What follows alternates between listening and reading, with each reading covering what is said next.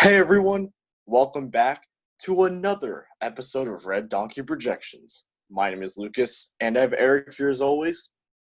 Hey guys. And today we'll be taking a look at the 2020 governor elections. These are our personal predictions. These are updated from a few weeks ago, I believe. We'll be taking a look at it again today to see who will win each state's governor race. And with that being said, let's get right into it. I believe this year that there are 11 or 12 governor races. Not all 11. states have their 11. Okay. Not all states have their governor elections every 4 years. They all have it set themselves. So let's The go through system them is all. really weird. It's like the weirdest system, the governance. Yeah, I know like New Jersey has it like It's always the year after the election. yeah, it's very strange how they do it. Mm-hmm. Anyways, And each state is different. So that's the weirdest exactly. So that's why there's only 11. Anyways, let's start with the first state, Washington. No surprise here. This is Jay Inslee. He ran for president. Has name recognition, relatively popular. Washington's a pretty blue state too, so this one's safe. Delaware, another pretty safe state. This is Carney here. Don't really see a Republican having a chance, so that one's also safe. Heading to the Republican states, obviously North Dakota. Cox in Utah recently won his primary there. Indiana, Holcomb, no surprise. And I think that is it for the Montana. Sorry, what did I say? Montana? Missouri. No, sorry, Missouri. I think Parsons does have enough name recognition. Well, he doesn't have not that much because he did succeed the governor after he resigned. Parsons was the lieutenant governor. However, I think that Missouri is a deep enough red state that this will probably go to why did I say Holcomb? This will probably go to Parsons anyways. Mm-hmm. I wanted to add one thing, that polling, although a bit skewed to the left, I'm not sure about Missouri, but Parson only leads by 2. So it's interesting to see that in a state of Missouri. Maybe the governor elections work a bit differently, but I do agree that it's probably going to go to the Republican just because of the demographics here. A 2-point lead. Is there any other polls that are like that? Not a less recent poll shows him +7, but the one added today actually shows him as +2. So I didn't see the new poll today. I think it's closer than in that case. Then I think we're moving into likely in that case. Yeah, that makes sense. I didn't know the new poll came out today because one of his biggest issues is that he does kind of lack name recognition. Again, he was the former lieutenant governor, doesn't really have that big name after the former governor resigned in like 2018, I believe. So I think we're going to move this one to likely because a 2-point margin is quite slim. We'll keep taking a look at Missouri. All right, and now let's head to Jim Justice in West Virginia. West Virginia, I would have put this one as a safe, but the reason why I'm putting it as likely is because Jim Justice has been having quite a few scandals that have been brought up against him. Keeping that in mind, we do have to weigh in that this is West Virginia, one of the reddest states in the entire nation. Pretty unlikely that a Democrat could win here, although he did win as a Democrat a couple of years ago, but obviously he changed parties now. But I think that he will probably win re-election. Don't really see a chance of a strong challenger against him, so I'm putting this one as likely. All right, Eric, why don't you head now to the state of North Carolina? Sure. So we have an incumbent here, Roy Cooper, and he's been in the news a little when he clashed with Donald Trump regarding on having the Republican National Convention here.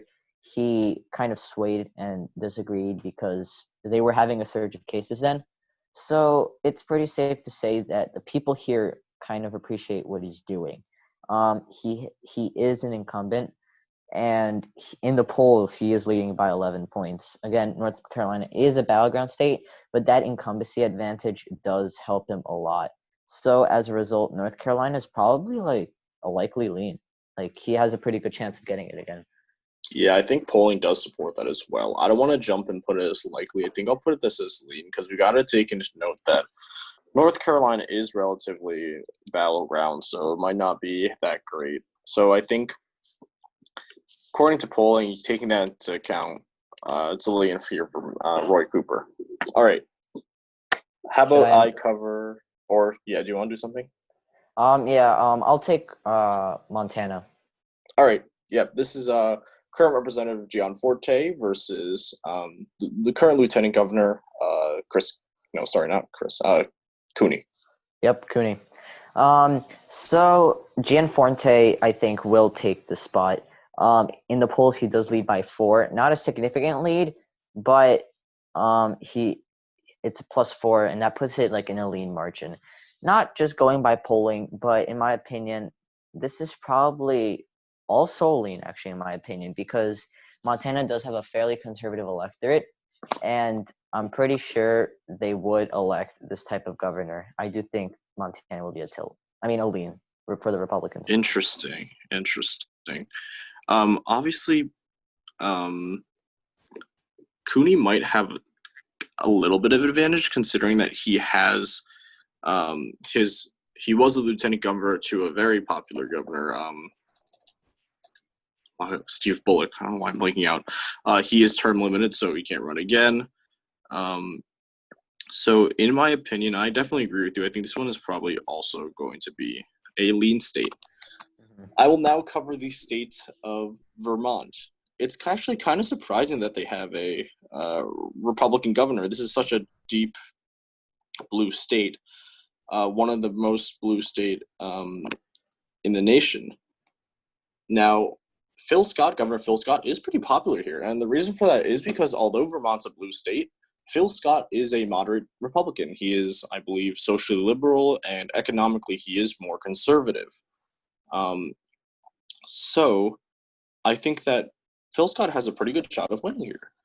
He leads in the polls by quite a bit, I remember. I think he leads by a substantial margin. So keeping that into account, I think that considering his popularity, considering polling, that Phil Scott will probably win re-election. I don't want to say easily, but pretty easily here. What's interesting about Vermont is that they hold their elections every 2 years. So he ran in 2018. He's running again very short terms. So that's definitely very interesting. All right. And you want me to cover the last state, Eric? Sure. Yeah, you can go ahead. We have Kristen here, the incumbent, running again. Yes. Kristen, New Hampshire is obviously more to the left of Vermont. It's considered to kind of be like the Northeast's Alabama in the sense that it's more Republican than most states in the Northeast. Polling here once again shows Kristen up by 40 points, almost 40 points in the most recent polls against Dan Feltz. And against Volinsky, it is, I think, about 30 points. No, less than 30. About 20. 25. 25. So, obviously, it's a huge lead here. And Kristen is relatively popular. Again, he is a moderate Republican, just like Phil Scott, which is kind of why they were able to be elected here in the first place. Kind of like, Larry Hogan as well. So, thinking about that, this one will probably also be a likely state. There's a pretty small chance that they can be defeated, considering that, their popularity and looking at the polling they're having here. Anyways, that is the end of this video for today. Thank you all so much for watching this episode. This was a shorter one. If you like this episode, please hit the like button. And if you like our content, please hit subscribe. We'll see you in our next episode tomorrow. See ya.